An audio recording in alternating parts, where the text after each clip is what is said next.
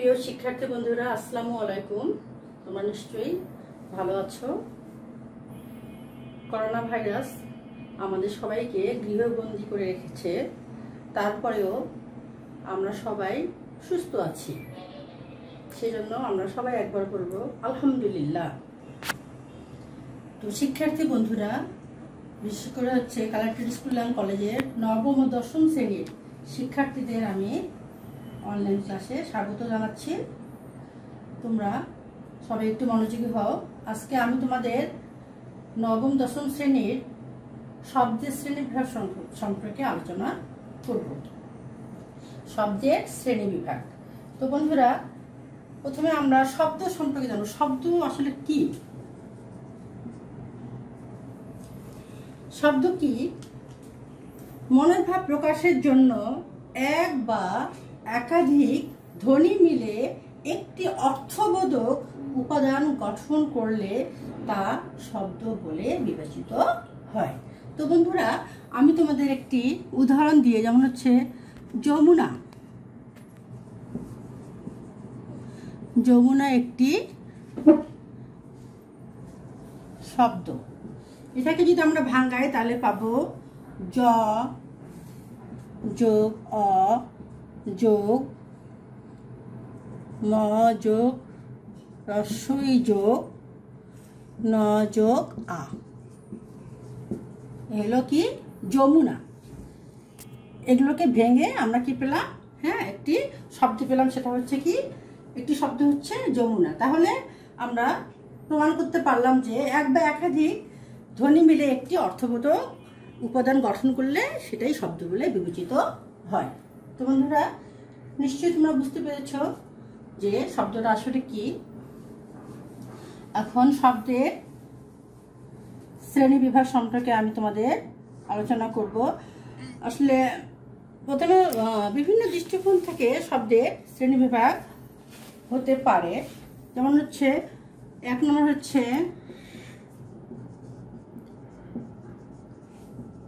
গঠনমূলক শ্রেণীবিভাগ,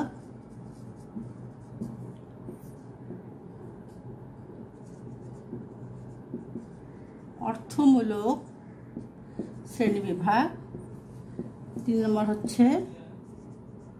উৎসমূলক শ্রেণীবিভাগ।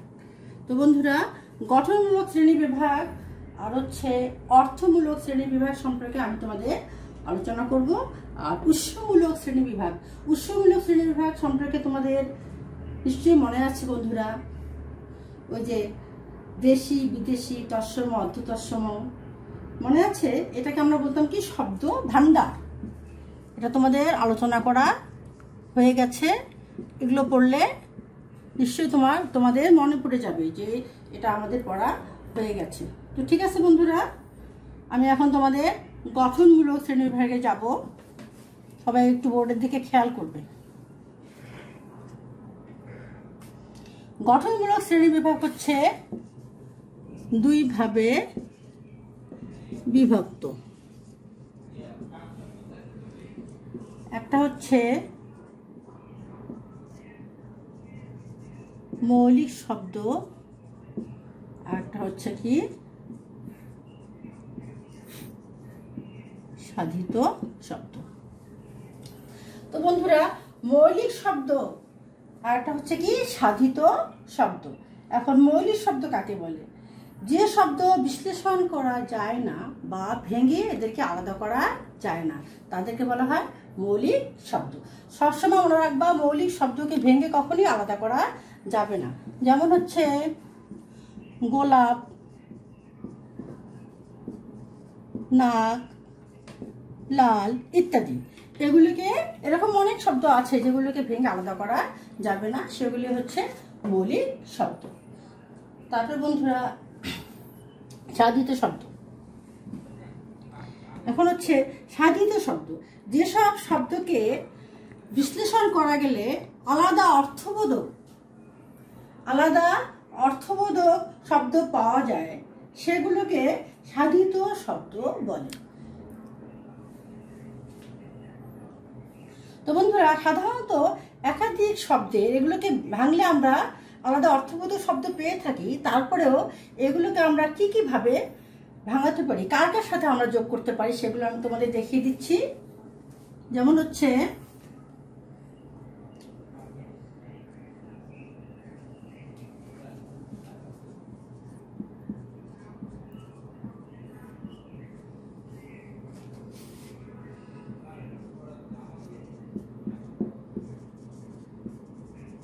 চাঁদ মুখ হচ্ছে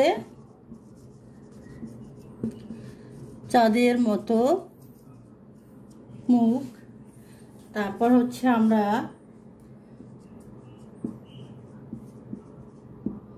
প্রত্যয়ের সাথে করতে পারি হচ্ছে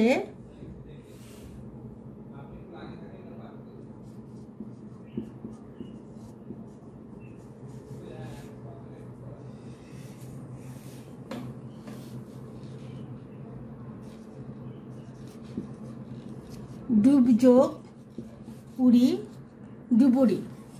দেখো বন্ধুরা, সমাসের সাথে চাঁদমুখ, চাঁদের মতো মুখ, চাঁদমুখ। প্রত্যয়ের সাথে হচ্ছে নাচ যোগ নাচন, ডুব যোগ পুরি ডুবুরি। তারপরে আমরা আরেকটা উদাহরণ দিতে পারি।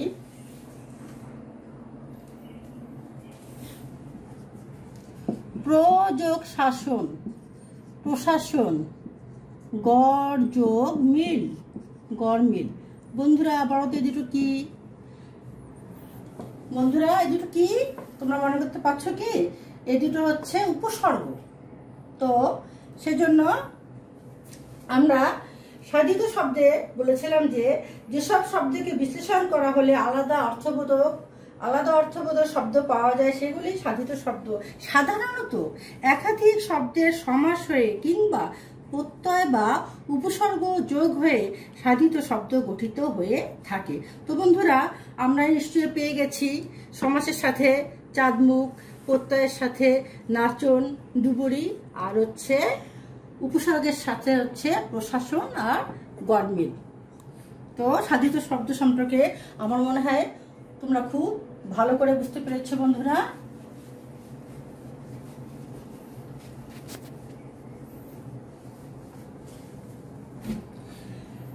তো বন্ধুরা, গঠনমূলক শ্রেণীবিভাগ সম্পর্কে আমাদের হয়ে গেল। এখন আমরা কিসে আসবো? অর্থ।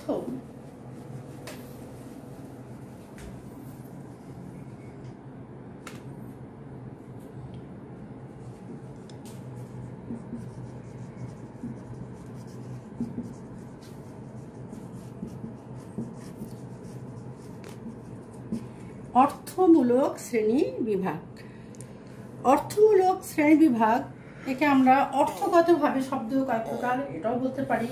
এটাকে 3 ভাগে ভাগ করা হয়েছে। 3 ভাগে ভাগ করা হয়েছে। 1 নম্বর হচ্ছে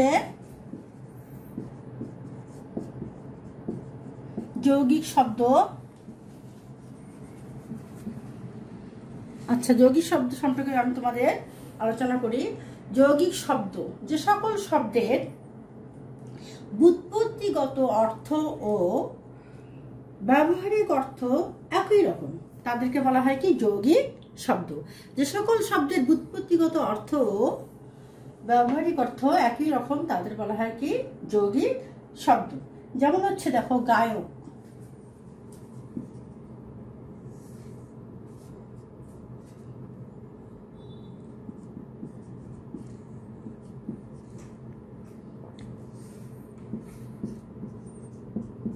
হচ্ছে গই যোগ অক। গায়ক অর্থ হচ্ছে কি? যে গান করে।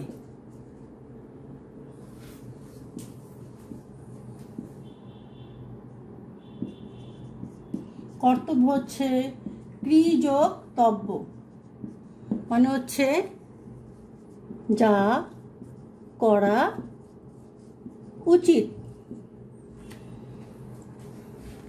তারপরে হচ্ছে মধু বাবুয়ানা।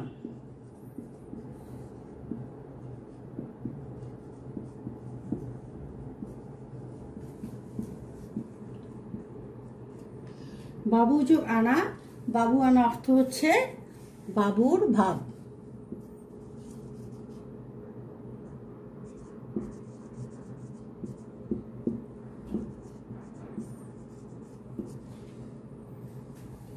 বন্ধুরা দেখো, গই যোগ অগ গায়ক অর্থ হচ্ছে এটা ব্যবহার, হ্যাঁ একটা এটা হচ্ছে ব্যুৎপত্তিগত অর্থ আর একটা হচ্ছে ব্যবহারিক অর্থ একই রকম। গই যোগ অগ গায়ক এটা হচ্ছে ব্যুৎপত্তিগত অর্থ, আর অর্থ হচ্ছে যে গান করে, তার মানে এদের অর্থের কোনো পার্থক্য হবে না, ব্যবহারিক অর্থ যা হবে ব্যুৎপত্তিগত অর্থ তাই হবে। তেমনিভাবে দেখো কর্তব্য গৃহযোগ তব্য, মানে যা করা উচিত, বাবু আনা বাবু যোগ আনা, তারপরে হচ্ছে বাবুর ভাব। তো বন্ধুরা নিশ্চয়ই তোমরা বুঝতে পেরেছো যে এর ব্যুৎপত্তিগত অর্থ ও ব্যবহারিক অর্থ হবে একই রকম।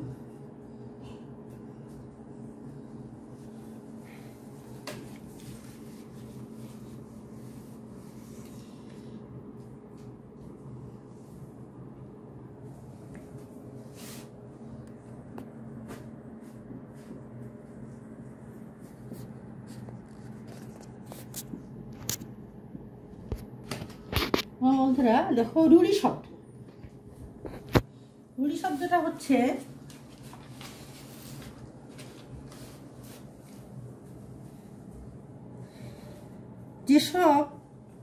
যেসব শব্দ প্রত্যয় বা উপসর্গ যোগে মূল শব্দের অর্থের অনুগামী না হয়ে অন্য কোনো বিশিষ্ট অর্থ জ্ঞাপন করে তাকে বলা হয় কি রুড়ি শব্দ। বন্ধুরা যেমন হচ্ছে হস্তি,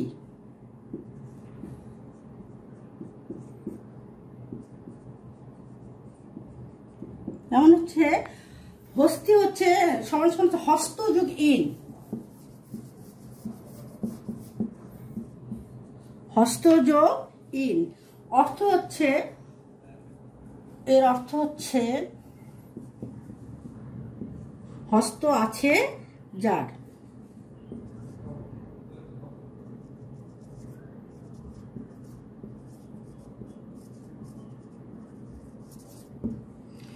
হস্ত আছে যার, কিন্তু হস্তি বলতে, কিন্তু হস্তি বলতে একটি পশুকে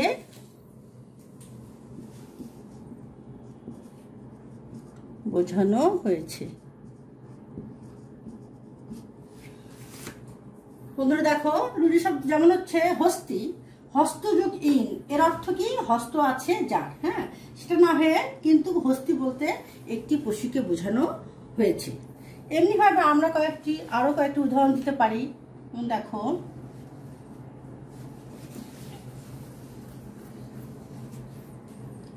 মূল শব্দ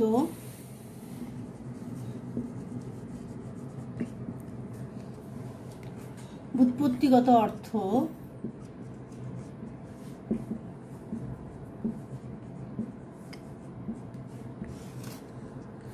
ব্যবহারিক অর্থ।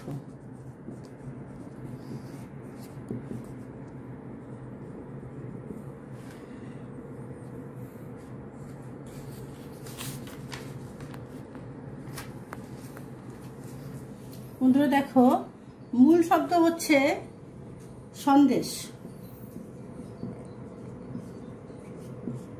এর ব্যুৎপত্তিগত অর্থ হচ্ছে সংবাদ, সেটা না হয়ে কি বোঝানো হয়েছে মিষ্টান্ন।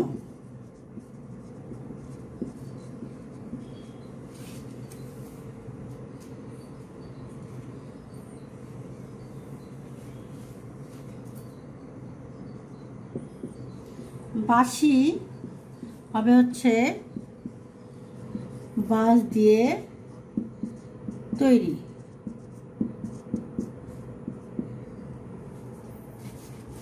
এখানে হবে সুরের বিশেষ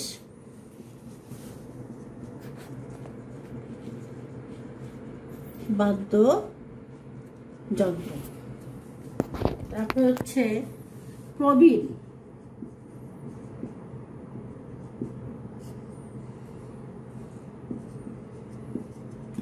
প্রকৃষ্ট রূপে বীণা বাজান যিনি,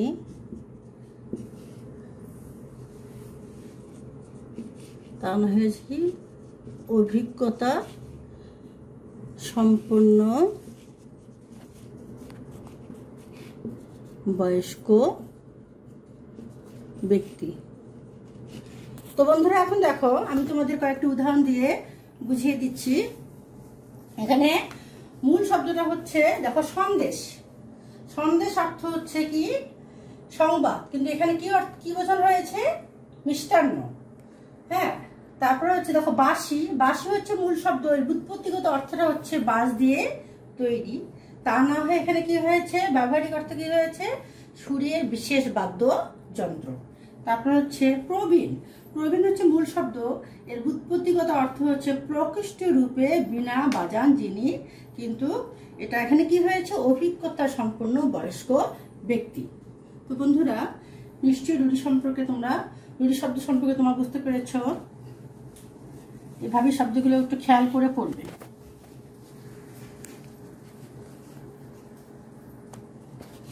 বন্ধুরা এরপরে আমরা আসবো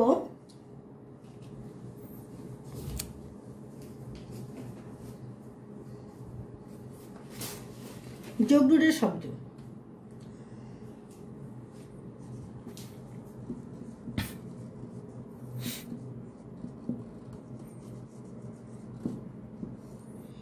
যোগ রূঢ় শব্দ এখন দেখো বন্ধুরা, যোগ রূঢ় শব্দ বলতে আমরা কি বুঝি? যোগ রূঢ় শব্দটা হচ্ছে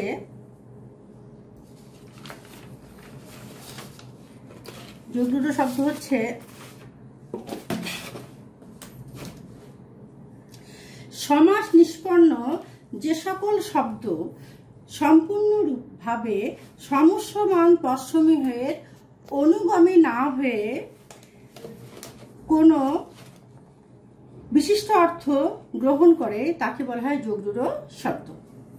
তো যোগ রূঢ় শব্দ যেমন দেখো বন্ধুরা, পঙ্কজ।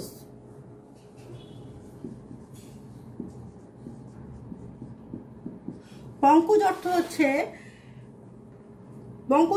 পঙ্কে জন্মে যা। বন্ধুরা পঙ্কে, এই পঙ্ক হচ্ছে কাদা। হ্যাঁ, পঙ্কে জন্মে যা, এটা হচ্ছে উপপদ তৎপুরুষ। তো হচ্ছে পঙ্কে জন্মে যা উপপদ তৎপুরুষ। শৈবাল, শালুক, পদ্মফুল প্রভৃতি নানাবিধ উদ্ভিদ পঙ্কে জন্মে, কিন্তু পঙ্কজ শব্দটি একমাত্র পদ্মফুল অর্থে ব্যবহৃত হয়ে থাকে, সেজন্যই পঙ্কজ একটি যোগ রূঢ় শব্দ। তো বন্ধুরা আমি তোমাদের কয়েকটি উদাহরণ দিয়ে সুন্দরভাবে বুঝিয়ে দিচ্ছি। দেখো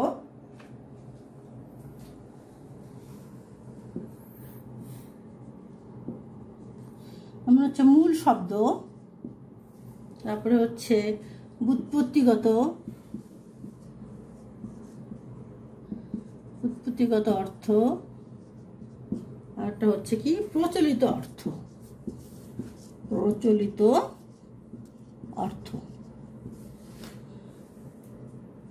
দেখো আমরা এর আগে পেয়েছিলাম পঙ্কজ, তাই না? এটাও লিখি। পঙ্কজের ব্যুৎপত্তিগত অর্থ হচ্ছে পঙ্কে জন্মে যা, আর প্রচলিত অর্থ হচ্ছে কি পদ্ম ফুল। তারপরে হচ্ছে রাজপুত। বন্ধুরা এটা দেখো, রাজপুতটা দেখো, এটা তোমাদের না দিকে পড়া। রাজপুত হচ্ছে রাজার পুত্র, উৎপত্তি অর্থ হচ্ছে রাজার পুত্র, আর প্রচলিত অর্থ হচ্ছে জাতি বিশেষ। এটাই হচ্ছে কি যোগ রূঢ় শব্দ, এটাই হচ্ছে যোগ রূঢ় শব্দ। তারপরে জলধি হচ্ছে জল ধারণ করে এমন, জল ধারণ করে এমন।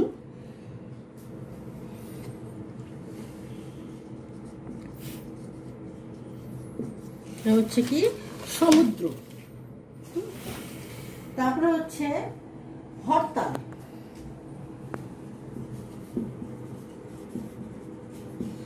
হরতাল হচ্ছে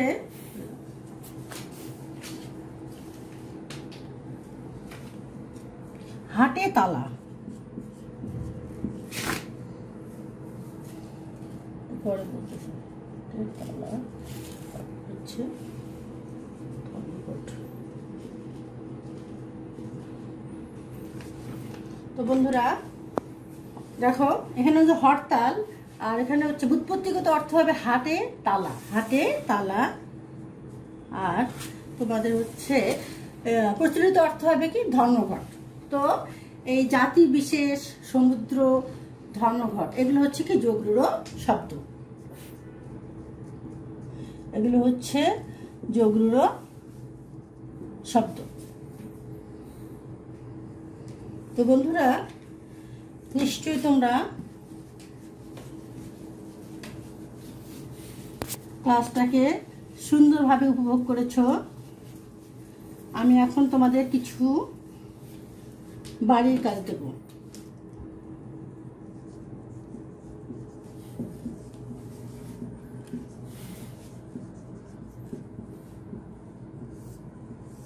বাড়ির কাজ তোমরা লিখে নাও বন্ধুরা।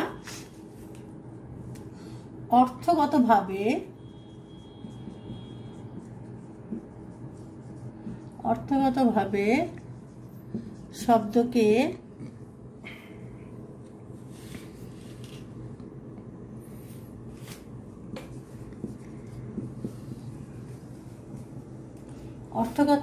শব্দকে কয় ভাগে ভাগ করা যায়?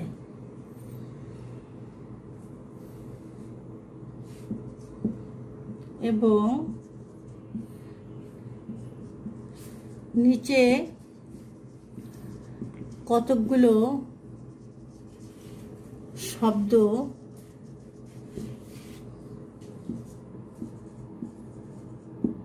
দেওয়া আছে, সেগুলো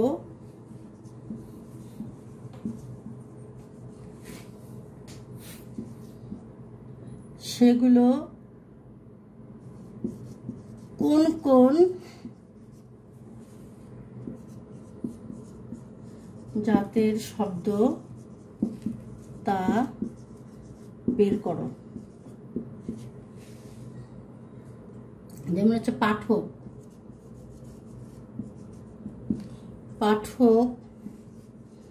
অসুখ, মিতালি, প্রবীণ,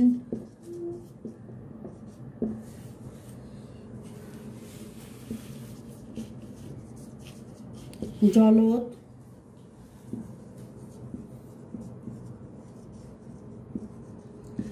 মহাযাত্রা,